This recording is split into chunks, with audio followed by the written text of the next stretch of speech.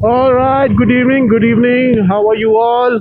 So welcome back to my channel. I hope you guys are doing absolutely fine. और दोस्तों, एक बहुत ही बड़ी खुशखबरी मुझे देनी है, बट वो मैं ऐसे बोल के नहीं दूंगा। उसका एक बहुत ही जल्दी ब्लॉग आएगा। तो यार, मैं इस बात से ना कन्विंस्ड हो चुका हूँ कि जब लाइफ में ना आप वो काम कर रहे हो जो आपको करना है, the thing that you love, तो ना आपको अपने आप ही वैसी अपॉर्चुनिटीज़ फिर मिलती ही रहती है। आज रात को मैं एक बहुत ही स्पेशल राइड पे जा रहा हूँ, और वो स्पेशल राइड क्या है, कब है, कहाँ है, वो सब आप लोग अगले ब्लॉग में देखोगे। But that will not be a part of the 100 day blog series. So that will be my first lifestyle blog. मेरे को एक बहुत ही अच्छी मज़ेदार राइड की इनवाइट आई है। सो वहाँ मैं जाऊँगा and I cover that place. तो ये कोई स्पॉन्सर्ड डील या कुछ ऐसा नहीं है, it will be a group ride. और वो कहाँ होगा, क्या होगा, वो ऑफ कोर्स आप अगले ब्लॉग में देख पाएंगे। थोड़ा प्यार दिखाना यार आप लोग भी, उस वीडियो को अच्छा लगेगा। That will be the basis for my other videos as well, जो मैं लाइफस्टाइल वीडियोस बनाऊंगा। लाइक सपोज कोई मोटरसाइकिल का रिव्यू या कोई प्रोडक्ट रिव्यू हो गया जो मैं एक्चुअली में यूज़ कर रहा हूँ, या मेरे अपने ट्रैवल व्लॉग्स हो गए। सो अगर आपको पसंद आए तो लाइक करना, सब्सक्राइब भी करना और शेयर भी करना। यार आज का दिन तो इतना मतलब खाली गया ना, मैंने सिर्फ अपना ही काम किया है, कोई काम नहीं था आज। और काफ़ी चिल दिन था आज का।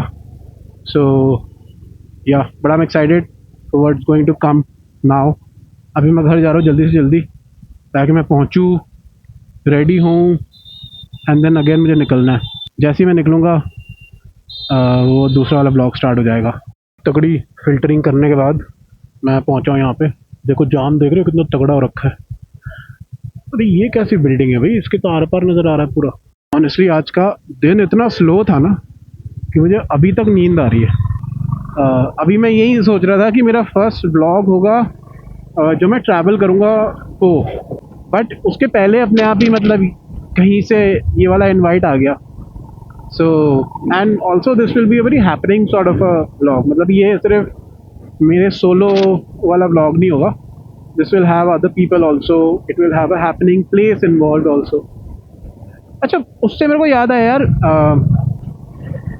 हम लोग कॉफ़ी रन्स पे भी जा सकते हैं। लाइक मैं ये भी सोच रहा था कि we can explore various coffee places, and मैं बता सकता हूँ कॉफ़ी टेस्ट करके कि भाई कैसा है, and if you should try this coffee और नॉट। बताना मुझे कमेंट सेक्शन में that idea, if you like that idea, तो वो मैं फिर करूँगा, मज़ा आएगा। संडे को तो जा ही सकता हूँ। कॉफ़ी हो गया या कोई पर्टिकुलर खाना हो गया कहीं का, या कुछ भी हो गया। आसमान देख रहे हो कितना सुंदर लग रहा है भाई, ब्यूटीफुल। एक्चुअली ये वाला सेक्शन ना इस टाइम बहुत ही ज़्यादा कंजस्टेड हो जाता है फॉर सम रीज़न, मतलब काफ़ी ज़्यादा। इसमें ना आप कुछ स्पीड वीड मेंटेन कर नहीं पाते हो, लोगों को हो रखी होती है जल्दी, पता नहीं यहाँ से जाते कहाँ हैं। आपको एक बहुत ही ना एडवेंचरस सा एक किस्सा बताता हूँ। तो क्या हुआ था, इस बाइक से पहले जब मेरे पास जो बाइक थी 650 सीसी 230 किलोज वाली बाइक पैरेलल ट्विन, क्या था कि मैंने ना वो एकदम टॉप मॉडल खरीदी थी वो वाली बाइक। मुझे लगा था कि मतलब it will be great, it will be a great addition to my garage and everything. Now हुआ क्या कि मैं ना एक बारी उस बाइक पे ट्रस्ट करके चला गया ऋषिकेश। मतलब बाइक पे ट्रस्ट करके क्या, राइडर तो राइड ही करेगा ना, कोई भी बाइक हो। अब अगर कल को मेरे पास स्प्लेंडर भी हो तब भी राइड करूँगा, doesn't matter what motorcycle I have or how much money I'm spending, if I want to ride I will ride। मैं चला गया ऋषिकेश, और वो ऋषिकेश की राइड जो थी वो बन गई in fact a mini Uttarakhand tour. सब कुछ सही था, वटेवर किया हुआ सब वो टूर वूर। वापस उतरते ना, जब मैं ऋषिकेश से नीचे उतर रहा था, तो एक बहुत ही बढ़िया चीज़ ये हो गई कि जब मैंने ऋषिकेश नीचे उतर के थोड़ा सा क्रॉस किया, मेन हाईवे पहुंचा, सेकंड गियर से ना थर्ड गियर पे जा नहीं पा रही थी, मतलब ऐसे ऊपर ऊपर जा नहीं पा रही थी बाइक के गियर। मैंने कहा यार ये क्या हुआ, तो मुझे कुछ समझ नहीं आ रहा था। मुझे लगा यार कुछ गियर में प्रॉब्लम आ गई होगी, कुछ ये हो गया होगा, वट एवर जो भी, मतलब माइनर लेवल पे मेरे को थॉट्स आ रहे थे कि हो सकता है कुछ फंस गया हो अंदर या वट एवर।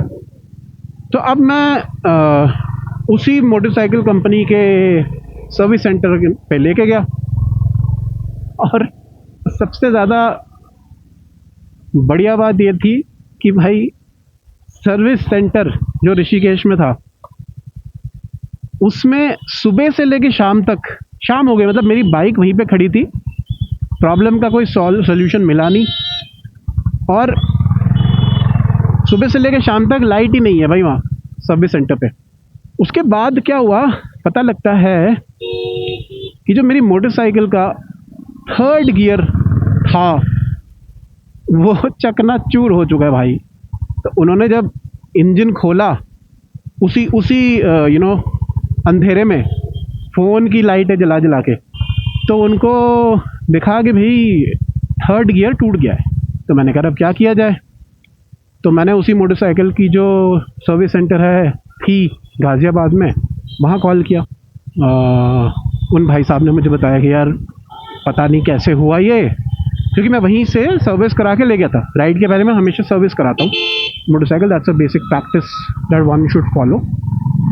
तो मैं वहीं से करा के ले गया था। अब उसका भाई साहब का गैस ये था कि हो सकता है जिसने सर्विस करी थी उसने क्लच वायर थोड़ी टाइट करके फिक्स कर दी होगी, और हो सकता है इसके चक्कर में क्लच प्लेट फूक गई होगी, और हो सकता है उसके चक्कर में गियर बॉक्स फूक गया होगा। So it was a hilarious situation. अब सुबह के 10 बजे मैं वहाँ पे था, अभी बज गए थे सुबह के 7:30, ऑलमोस्ट 8। और मैंने फिर ये सब सुना और फिर उससे पूछा भाई साहब से कि भाई साहब अब मैं क्या करूँ। So this was the service centre in Ghaziabad. तो मैंने उससे पूछा कि भाई मैं क्या करूँ अब, मतलब आपने तो बता दिया कि हो सकता है ये, हो सकता है शायद, बट मुझे तो ऋषिकेश से निकलना है। I was 240 kilometre away from home. तो कहते कि आप सेकंड गियर पे चला के ले आओ। मेरे को हंसी आ गई। मैंने कहा सेकंड गियर पे चलाना मतलब I can not go above 40 kilometres per hour and it is 8 o'clock here already, I am 240 kilometres away from home. तो मतलब मुझे कितने घंटे लगेंगे भाई वो पहुंचने में। और उसके अलावा उसने ये भी बोला कि 40 किलोमीटर प्रति घंटा पे तो आप चलाओ, और बीच बीच में आपको रुकना भी पड़ेगा, क्योंकि ऐसा ना हो कि गर्म हो जाए इंजन और इंजन भी सीज हो जाए।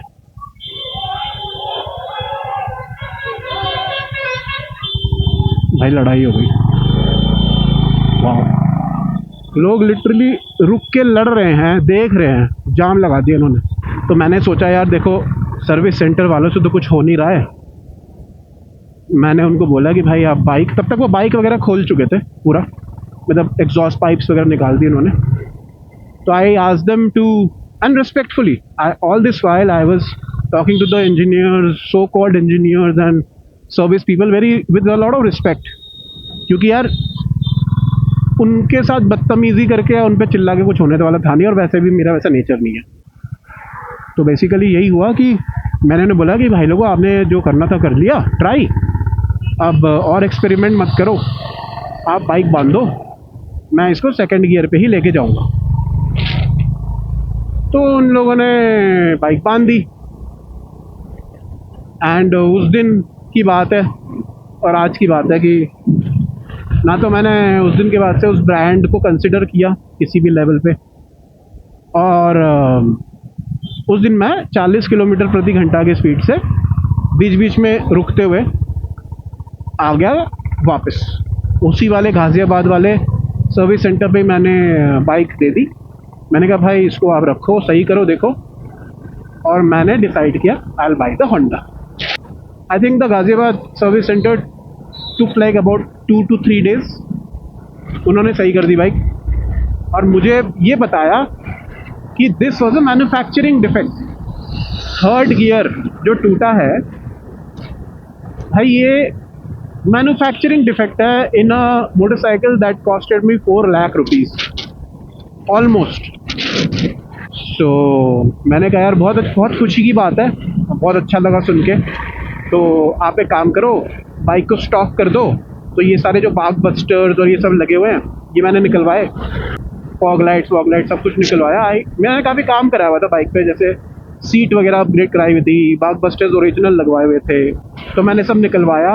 मैंने कहा इसको आप स्टॉक कर दो और मैं देखता हूँ इसको क्या करना है। इससे इससे इससे मुझे रोज़ का ग्रोसरी लेके आना है इस मोटरसाइकिल से कि क्या करना है, आई विल सी। बिकॉज मुझे तो एक्चुअली में इतना भी कॉन्फिडेंस नहीं था उस ब्रांड और उस मोटरसाइकिल में, या तो उसकी इंजीनियरिंग में, कि मैं उससे ग्रोसरी भी लेके आ पाऊँगा बिना प्रॉब्लम के। सो एनीवे जो भी हुआ, फिर मैं गया होंडा के शोरूम गया गुड़गांव वाले। वहाँ पे तो भाई काफ़ी अच्छा एक्सपीरियंस था मेरा ऑनेस्टली। सेल्स वाले वहाँ पे बहुत अच्छे हैं। I reach late I think थोड़ा सा, but they waited for me and उन्होंने पूरी बाइक की डिलीवरी मेरे को दी। बट भाई जो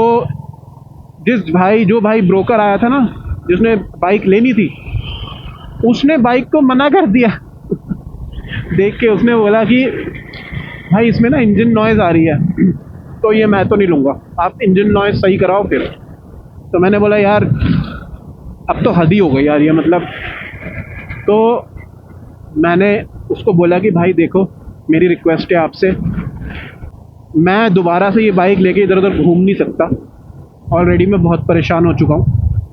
आप प्लीज़ जो भी कट आपको करना है पैसे आप कट करो और ये बाइक को ले लो। मतलब imagine somebody who loves motorcycles, my hard earned money I paid to buy that bike. For 2.5 years I tolerated all the uh, unnecessary problems that I suffered because of the lack of engineering in the motorcycle, and then आप उसको cell of कर देते हो at a price जो कि मैं actually में यहाँ पे बताना भी नहीं चाहता हूँ, because it is so shameful. तो एनीवे बाइक बेची गई उसी टाइम, फिर ये वाली बाइक बुक करी, इसकी डाउन पेमेंट करी उसी पैसों से, और जो पैसे बचे हुए थे उसने मेरे को दिए, वट एवर। ये मैं इसलिए शेयर कर रहा हूँ क्योंकि ये मेरे कहीं ना कहीं दिल में थी ये बात कि मैं शेयर करूँ। मैं एक्चुअली सोच भी रहा था कि मैं शेयर करूँ कि ना करूँ, बट इस राइड में और आप लोगों से मैं बिल्कुल अनफिल्टर्ड और बिल्कुल ही जितना हो सकता है उतना रियल और ट्रुथफुली बात करता हूँ। तो मैंने कहा यार शेयर करते हैं, मे बी किसी का ड्रीम होगा 4 लाख रुपए की मोटरसाइकिल लेना, डबल सिलेंडर पैरेलल ट्विन और 650 सीसी के नाम पे जो बेसिकली जंक बनाते हैं ये लोग, उसको लेने का। तो आई होप कि मतलब ये सुन के एटलीस्ट कुछ लोगों का सपना तो टूटते हुए बच जाए। At least they would invest in something better. मतलब एटलीस्ट यू पे for the engineering that stage with you and not just the looks. यार मेरे को ना थोड़े से पैसे सेव भी करने हैं, and I want to go for a longish ride later this year